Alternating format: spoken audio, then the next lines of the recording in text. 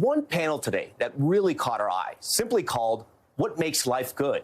Here's a short clip from that panel.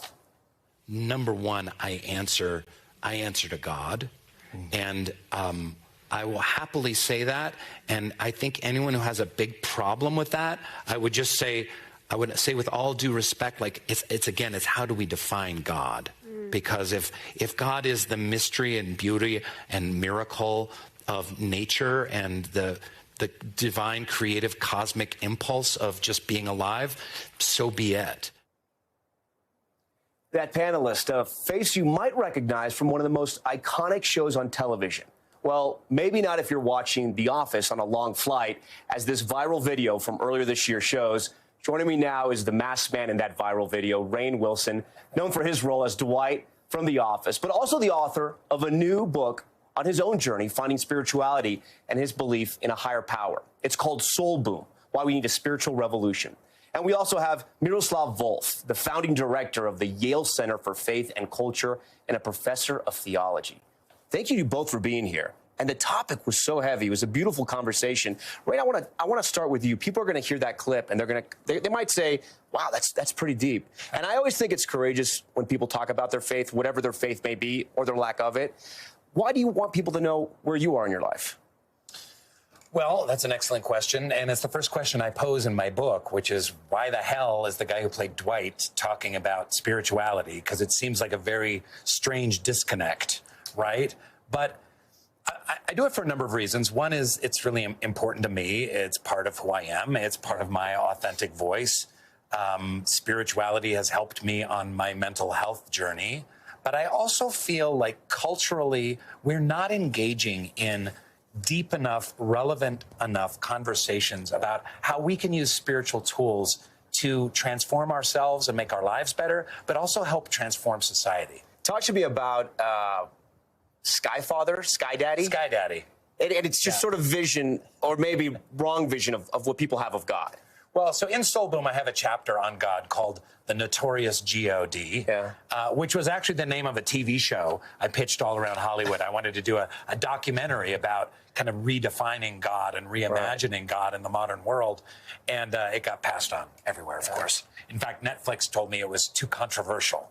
So there you have it. There's that. But so in that chapter, I'm trying to get people away from thinking about God as Sky Daddy, because that's so seeped into our cultural consciousness of this patriarchal, judgmental, bearded man with with shooting miracles down from a cloud, and just really detaching ourselves from that kind of concept of what the divine can be.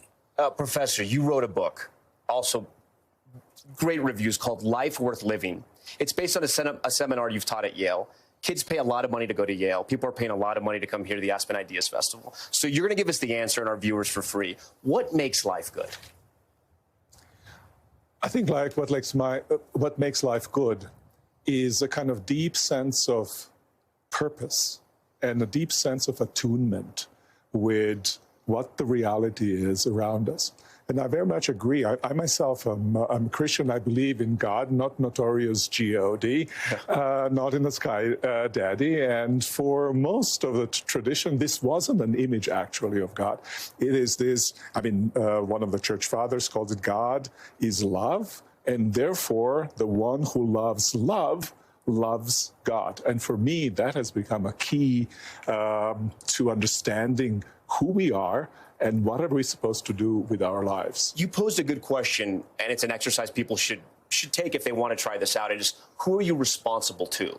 So my question to you is, I have friends, I have family that don't believe in God, right? Maybe they're atheists, maybe they're agnostic. But can you still live a good life, in your opinion, and not believe in a God? Yes, I think you can. I think I would agree, I would argue that you live it in the power of God, even though you don't believe in God. And people find various places which kind of call them to the life of meaning. I mean, I myself do. It's not simply that I think about God. I think about ordinary people in my life. For instance, I have a 5-year-old daughter. I'm responsible for her, but I'm answerable to her as well. I want her to grow and to know that somebody who has taken care of her was the person with integrity that led her on the right kind of a path. I want her to be proud of me as a father. Yeah. And in that sense, I am responsible to her as well as for her. The same can be said of our traditions to which we belong, of our network of friends to which we belong. So people can be good people, and we have plenty examples of it, who do not believe, but who nonetheless kind of benefit from the actuality of God in the world and in their lives. Is at the core of your argument is just not to be selfish? Is that part of it? I think a core of the argument, you can put it this way, to get out of yourself and into something that is larger than yourself. Core of the argument is there are certain kinds of connections that are based on my appreciation of the character of your existence and honoring no matter who you are. I may not agree with what you do. I may not agree with what you say, but I need to honor and respect you as a person and see in you, in a sense, I would put it in my terms, see in you an image of the divine and therefore worthy of respect. And that, to me, shifts the character of the question from what do I want, or what do I really want, even, to what is truly worth wanting. Yeah. And that's the question that I think we need to ask ourselves. I need to ask, what is worth wanting? Rainn, is life good for you? And if it is, talk to me about why you're sharing your journey with spirituality and how it helped you with your mental health issues. Life is great for me now, but I've had a lot of struggles in a lot of different phases in my life. And back in the 90s, when I was really struggling with anxiety and depression, This was before your fame? Before? Oh, yeah, well before. This is when I couldn't even get an audition for Law and Order. And everyone gets an audition. And everyone gets an audition for Law and Order. I was a struggling theater actor in New York, and it was a great life. I was a professional actor, but I was miserable. I was unhappy and tormented. So I went on kind of a spiritual journey where I explored these ideas that Miroslav is so beautifully articulating about finding kind of meaning and vision and purpose. And it's helped me tremendously. Was it an easy fix? Did it happen instantaneously? Not at all. It's been a long, multi-decade journey, but I find it incredibly fulfilling. Were you skeptical at all, or worried that talking about your faith, talking about your spirituality was going to affect your professional career? Absolutely, yeah. Actors don't talk about God. They don't talk about soul or religion or spirituality, or they often get really ostracized. And I'm in a very privileged position because I've had an amazing run and with The Office, and I still get to do really cool roles, and I'm excited to continue in my career. But